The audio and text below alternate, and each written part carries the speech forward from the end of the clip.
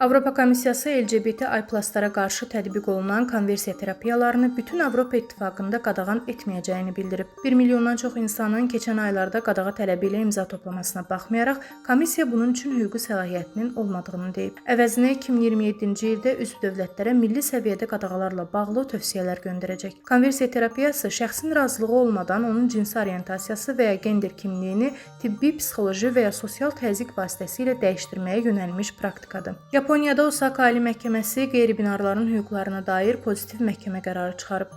Məhkəmə ölkənin ailə qeydiyyatı sistemində yalnız kişi və qadın seçimlərinin olmasının konstitusiyadakı bərabərlik prinsipi ilə ziddiyyət təşkil etdiyini bildirib. İddianı Kyoto prefekturasında yaşayan 50 yaşlı qeyri-binar böyük bacı ifadəsinin yerli dildəki gender-neytral qarşılığı ilə dəyişdirmək üçün qaldırmışdı. Məhkəmə müraciəti dərhal təmin etməsə də, qeyri-binar genderi qəbul etməyin milli səviyyədə nəzərdən keçirilməli olduğunu vurğulayıb. Budapeştdə bu ay keçiriləcək qürur yürüyüşünə rəsmi icazə verilib. Budapeşt Metropoliten Polis İdarəsinin sözçüsü politikaya bildirib ki, yürüyüşün keçirilməsinə mane olmayacaqlar. Qərar ölkədə LGBTQ+ siyasətində yumşamaya getmək siqnalı kimi şərh edilir. Keçmiş baş nazir Viktor Orbanın hakimiyyəti dövründə qürur ayı tədbirləri birmənalı olaraq qadağan edilmişdi. Lakin qürur yürüyüşünə icazə verilməsi Avropa İttifaqı ilə uyum içində hərəkət etməyin sıx tərəfdarı olan Peter Magyarın hakimiyyətə gəldikdən sonra atdığı ilk addımlar arasındadır. Xatırladaq ki, ötən il Budapeşt 100 mindən çox insanın iştirakı ilə Avropanın ən böyük LGBTİ+ yürüyüşlərindən birinə ev sahibliyi edib.